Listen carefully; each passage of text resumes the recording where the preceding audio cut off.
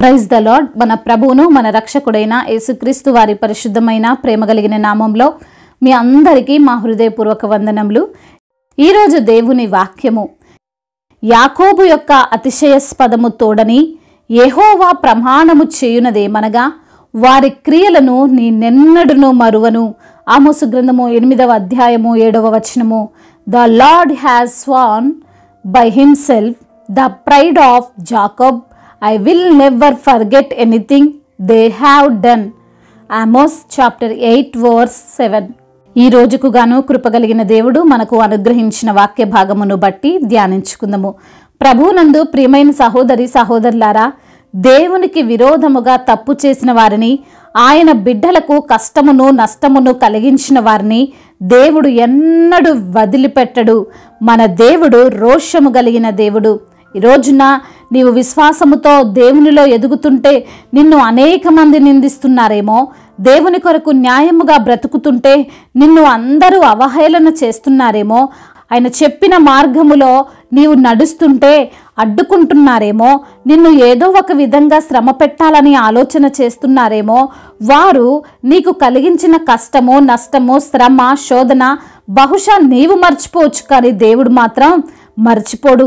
తన బిడ్డలమైన మనల్ని ముట్టువాడు, తన కనుగుడ్డును ముట్టువాడు. అన్యాయముగా దేవుని బిడ్డలను హింసించిన వారికి, నిష్కారణముగా వారిని కావాలని ఇబ్బందులు పెట్టు వారికి మరలా వారు చేసినవే తిరిగి వస్తాయి. పరిశుద్ధ గ్రంథంలో మనం చూసినట్లయితే ఈ విధంగా వ్రాయబడి ఉన్నది.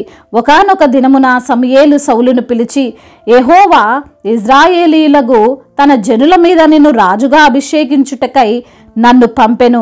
యెహోవా మాట వినుము. సైన్యములకు అధిపతియగు యెహోవా సెలవిచ్చినదేమనగా, అమాలేకీయులు ఇజ్రాయేలీయులకు చేసినది నాకు జ్ఞాపకమే. వారు ఐగుప్తులో నుండి రాగానే అమాలేకీయులు వారికి విరోధులై మార్గమందు వారి మీదికి వచ్చిరి గదా. కాబట్టి నీవు పోయి కనికరింపక అమాలేకీయులను హతము చేయుచు వారికి కలిగినదంతయు బొత్తిగా పాడు చేసి అమాలేకీయులను నిర్మూలము చేయమని చెప్పెను అని. అయితే అమాలేకీయులను దేవుడు ఎందుకు నాశనం చెయ్యమని చెప్పాడు అంటే, ఇజ్రాయేలీలు ఐగుప్తు నుండి కానానుకు ప్రయాణమైన తరువాత మొట్టమొదటిగా ఈ అమాలేకీయులే ఇజ్రాయేలీలతో యుద్ధం జరిగించారు. అకారణంగా ఇజ్రాయేలీలను ఎదుర్కొని వారికి దారివ్వకుండా వారితో గొడవపడ్డారు. అయితే దేవుడు ఆ యుద్ధంలో అమాలేకీయుల పైన ఇజ్రాయేలీలకు విజయం దయచేశాడు. అయినప్పటికీ వారు పూర్తిగా నిర్మూలము కాలేదు. ఇది మోషే వారిని నడిపిస్తున్నప్పుడు జరిగిన సంఘటన. తరువాత యెహోషువ వచ్చాడు. తరువాత న్యాయాధిపతులు సమూయేలు వచ్చాడు.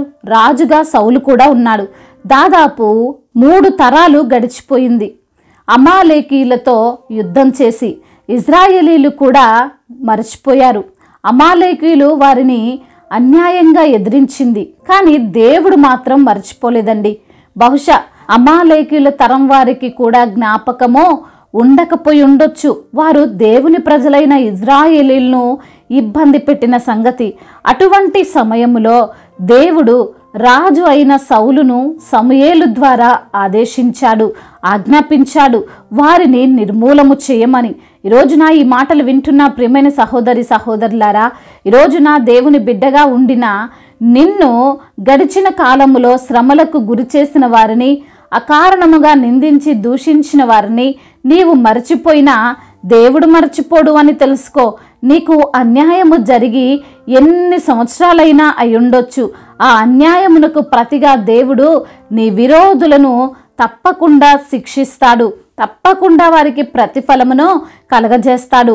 దేవుని ప్రజలైన ఇజ్రాయేలీలకు అడ్డు వచ్చిన వారిని దేవుడు ఎవ్వరిని వదిలిపెట్టలేదండి. తన బిడ్డలను, అంటే ఒక జంతువే, ఒక సాధారణ మనిషే ఊరుకోడు. అటువంటిది మనము ఎవరు? సర్వశక్తిమంతుడైన దేవుని బిడ్డలం, సర్వలోకాధిపతైన దేవుణ్ణి నమ్ముకొని జీవిస్తున్న వారం. అటువంటి వారిని దేవుడు శిక్షించక మానడు కదా. అయితే నీవు దేవుణ్ణి తెలుసుకొనక మునుపు నీ యొక్క ఇష్టానుసారమైన క్రియలను గూర్చి కాదు దేవుడు మాట్లాడేది. నీవు నిజముగా విశ్వాసములో జీవిస్తున్నప్పుడు, యథార్థముగా ఈ లోకములో బ్రతుకుతున్నప్పుడు నీకు ఎదురైన సమస్యలను గురించి, శోధనల గురించి, శ్రమల గురించి దేవుడు మాట్లాడుతున్నాడు.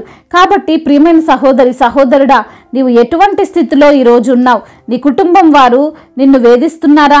నీ స్నేహితులు నిన్ను వేధిస్తున్నారా? నీ శత్రువులు నీ మార్పును బట్టి, నీ మంచితనాన్ని బట్టి నిన్ను శ్రమలకు గురిచేస్తున్నారా? నీకు ఎదురుగా ఎన్నో అడ్డంకులు సృష్టించి నీవు ముందుకు సాగకుండా చేస్తున్నారా? అయితే జ్ఞాపకం చేసుకో, దేవుడు నిన్ను వాటిలో నుండి తప్పిస్తాడు, వాటిలో నుండి రక్షిస్తాడు. అంత మాత్రమే కాదు గాని నీ విరోధులు చేసిన పనిని బట్టి వారిని తప్పకుండా శిక్షిస్తాడు. యూదా గోత్రపు సింహమైన మన దేవుడు మనల్ని హింసించి బాధించే వారిని ఉపేక్షించువాడు కాడు. కాబట్టి నీవేమీ బాధపడకు. నిన్ను బాధించు వారిని బట్టి కృంగిపోయి సొంత నిర్ణయాలు తీసుకొని తప్పిపోకు. ఏమిటి ఈ బాధలని వ్యసనపడకు. దేవునికి నీ యొక్క వాద్యమును అప్పగించు, ఆయనకు మొర్రపెట్టు. వారు నీకు చేసిన అపకారం నువ్వు మర్చిపోయినా దేవుడు మాత్రం వారి క్రియలను ఎప్పటికీ మర్చిపోక తగిన ప్రతిఫలమును వారికిస్తాడు. దేవుడు ఈ మాటలను దీవించి మన హృదయములో ఫలింపచేయునుగాక. వాక్య భాగమును బట్టి ప్రార్థించుకుందాము. ప్రతి ఒక్కరు కూడా ప్రార్థనలో ఏకీభవించగలరు. ప్రార్థన. సర్వశక్తిమంతుడు అయిన దేవ, సర్వాధికారి అయిన మా ప్రియ పరలోకపు తండ్రి, ఉన్నవాడా అనువాడా గొప్ప దేవ, ఎబినేజరువై ఉన్న దేవ, ఎల్లోహిమైన దేవ, మీకు వందనములు, స్తుతులు, స్తోత్రములు చెల్లిస్తున్నాం ప్రభువా. మీకు విరోధముగా తప్పు చేసిన వారిని, మీ బిడ్డలకు కష్టమును నష్టమును కలిగించిన వారిని ఎన్నడూ వదిలిపెట్టను అని రోషము గల దేవుడవై ఉన్నావని ప్రభువా, ఈరోజున వాక్యము ద్వారా మీరు మాతో మాట్లాడారు ప్రభువా. అన్యాయముగా మీ యొక్క బిడ్డలను హింసించిన వారికి, నిష్కారణముగా ఇబ్బందులు పెట్టిన వారిని అయా తండ్రి, మీరు తండ్రి జ్ఞాపకం ఉంచుకొని తగిన ప్రతిఫలమును వారికి కలగజేస్తారని వాక్యము ద్వారా మీరు మాతో మాట్లాడి మమ్మల్ని ఎంతగానో ధైర్యపరిచి లేవనెత్తినందుకు స్తోత్రములు చెల్లిస్తున్నాం ప్రభువా.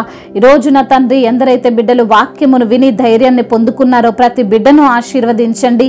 వాక్యమును వారి హృదయములో ఉంచుకొని అయా మీ యొక్క మాటల చొప్పున తండ్రి మీ బిడ్డలముగా అయా మీ యొక్క వాక్యాన్ని వింటూ అయా మీలో ఉండేటువంటి కృప ప్రతి బిడ్డకు దయచేయమని వేడుకుంటున్నాం. అయా ఈ రోజున ఎందరైతే బిడ్డలు ఏ ఏ సమస్యలతో, ఇరుకులతో, ఇబ్బందులతో ఉన్నారో వారికి కలిగిన సమస్యలు, శ్రమలన్నిటిలో నుండి విడుదల దయచేయమని వేడుకుంటున్నాం ప్రభువా. అయా హాస్పిటల్లో ఉండి రోగులుగా ఉన్న బిడ్డలను తండ్రి మీరు ముట్టండి, తాకండి, సంపూర్ణ స్వస్థతను దయచేయండి ప్రభా. అయా వారికి ఉన్న రోగము, వారికి ఉన్న వ్యాధి బాధలు యేసు నామములో లయపరచండి ప్రభా.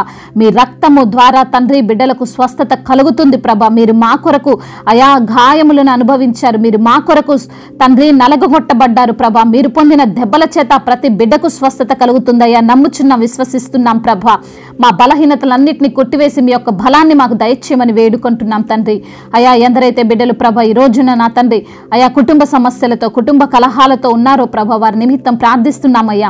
భార్యాభర్తల మధ్య విభేదాలు, తండ్రి కొడుకుల మధ్య విభేదాలు, అత్త కోడళ్ల మధ్య విభేదాలు అయా మరి తండ్రి ఇంకా బంధువులు ఎవరైతే ఉన్నారో అన్న సహోదరుల మధ్య విభేదాలు ప్రభా, వాటన్నిటి నుండి విడుదల దయచేయమని వేడుకుంటున్నాం తండ్రి.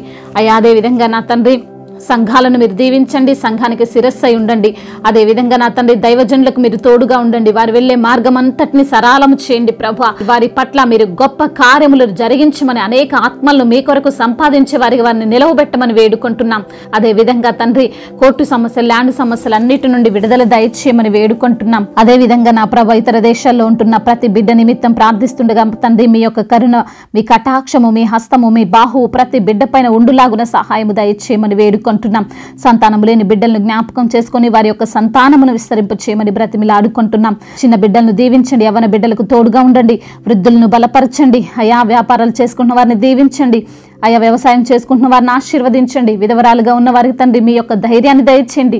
అయా వారికి తండ్రి మీరు తోడుగా ఉండండి. అయా వారిని పిల్లలు పోషించుకునే శక్తిని, సామర్థ్యంను వారికి దయచేయమని వేడుకుంటున్నాం. అనాథలను, అభాగ్యులను ఆదుకునే దేవుడవు తండ్రి. మా భారతదేశమును, తెలుగు రాష్ట్రాలను దీవించండి. అధికారులకు మీరు తోడుగా ఉండండి. మీ జ్ఞానము చేత వారిని నడిపించండి. అయా మరి తండ్రి సమయోచితమైన జ్ఞానమును వారికి మీరు అనుగ్రహించమని వేడుకుంటున్నాం ప్రభువా. అయా ఏ ఒక్కరు నశించిపోవటం మీ చిత్తము కాదు, అందరూ అంతటా మారు మనసు పొందవలన చేయాలని తండ్రి మీరు ఆజ్ఞాపిస్తున్నారు. అటు కార్యము ప్రతి బిడ్డ జీవితంలో మీరు జరిగించమని బ్రతిమిలాడుకుంటున్నాం అయ్యా. మరి తండ్రి ఏ పనుల్లో బిడ్డలు ఉంటున్నారో ఆ పనుల్లో తండ్రి వారిని ఆశీర్వదించండి, విస్తరింపు చేయండి, ఫలింప చేయమని వేడుకుంటూ తండ్రి ఇంతవరకు చేసిన ప్రార్థన అంతటిని మీ పాద సన్నిధిని చేర్చుకోమని నిన్న నేడు నిరంతరము ఏకరీతిగా ఉన్నటువంటి యేసుక్రీస్తు వారి ఉన్నతమైన నామములో ఈ ప్రార్థనను అడిగి వేడుకొని పొందుకొని ఉన్నాము మా ప్రియ పరలోకపు తండ్రి. ఆమేన్.